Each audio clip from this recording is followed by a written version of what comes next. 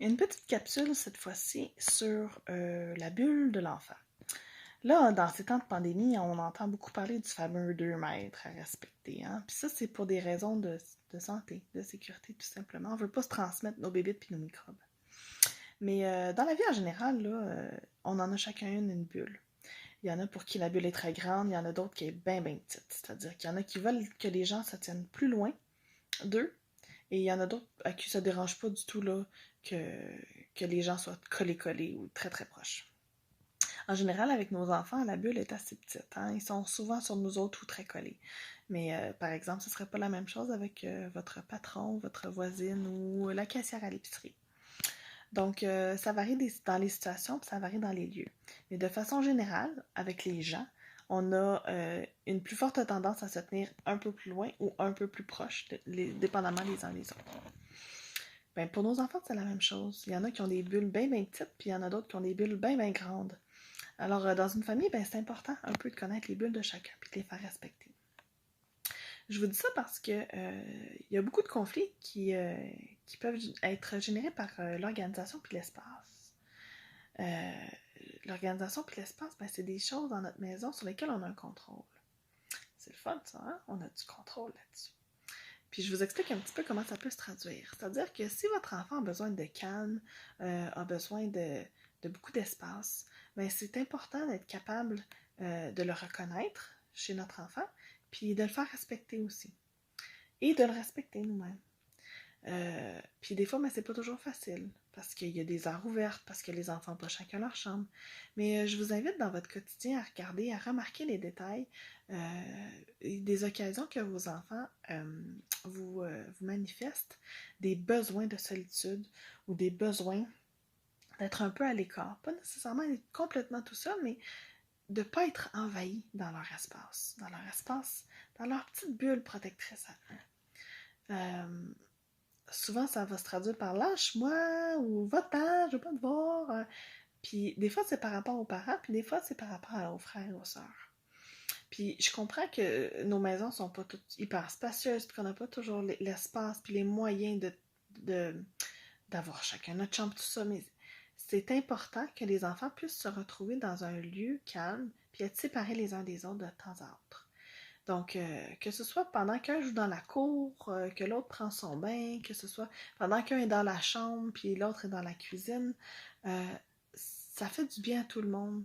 Puis un enfant qui va se sentir respecté aussi dans son besoin d'être laissé tranquille, va aussi faire l'apprentissage qu'il est important puis qu'on respecte ses limites. Puis ça, c'est vraiment important. Puis ça va se traduire aussi dans sa notion d'empathie puis de partage. Ça m'amène à vous parler un petit peu aussi de, ben, on respecte les bulles des gens, mais il y a aussi une notion de possession chez l'enfant qui est très importante. Un enfant a le droit d'avoir ses propres jouets. On entend beaucoup dans la petite enfance des défis que le partage représente. Puis là, je vais vous parler du partage parce que c'est un concept que, tu sais, partager, là, ça arrive tard dans la vie, là. Tu n'es pas tout équipé pour partager. Puis pour partager avec les autres, il faut que tu sois sûr de toi et sécure en dedans. Je te donne un petit exemple plus concret. Un enfant à qui on va dire ça, ce sont tes petites autos. Puis si quelqu'un veut les prendre, ben tu lui demandes, il va te le demander, puis c'est toi qui vas décider si tu as envie de les partager ou pas. Alors quand l'enfant comprend que ce qui est à lui est vraiment à lui et qu'on va faire respecter ses droits, parce que lui, comme tout petit, des fois, il n'a pas tous les moyens, il n'a pas les mots, il ne sait pas comment dire non, ça je veux pas, oui. Alors c'est notre rôle comme parents de l'aider à mettre ses limites, puis à les exprimer correctement et clairement, et à l'encadrer là-dedans. Et une fois que cette notion-là va être bien acquise, il va avoir suffisamment de sentiments de sécurité, il va savoir que ces choses à lui sont à lui, puis que les choses des autres sont aux autres, ben à ce moment-là, ça va être plus facile de faire des échanges puis des partages. Alors, dans votre quotidien, je vous invite à observer les moments où votre enfant a besoin de sa bulle, de la faire respecter et d'être entendu dans son besoin d'intimité, et aussi les moments où il a besoin de sentir qu'il y a des choses à lui qui lui appartiennent et qui lui sont exclusives, et à les faire respecter.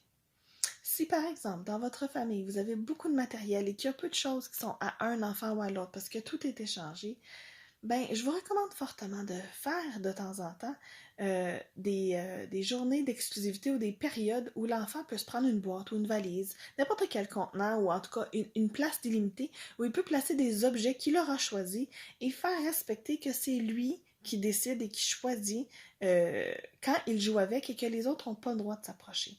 C'est pas pour faire de la chicane, c'est juste pour qu'il soit capable d'établir qu'il y a des choses sur lesquelles il y a du contrôle, qu'il y a la priorité, puis que les autres vont respecter ça. Et nous, comme adultes, ben, c'est d'être bienveillante puis de les accompagner et d'expliquer aux autres membres de la famille, aux autres frères et sœurs, que ben, en ce moment, c'est son jouet et c'est lui qui décide. Et une fois que cette notion-là va être acquise, ensuite, un peu plus tard, vers 4, 5, 6 ans plus à l'âge scolaire, on va se mettre davantage à parler de partage. Et puis, faut pas être trop pressé. C'est une chose à la fois. Donc, commencez d'abord par essayer d'aider votre enfant à faire respecter sa bulle, puis à faire respecter ses possessions. Puis, ça va nettement sécuriser et ça va apaiser beaucoup de conflits et de tensions qui sont notamment créés par l'insécurité. Quand un enfant ne sait pas, là, ben, ça crée beaucoup de stress.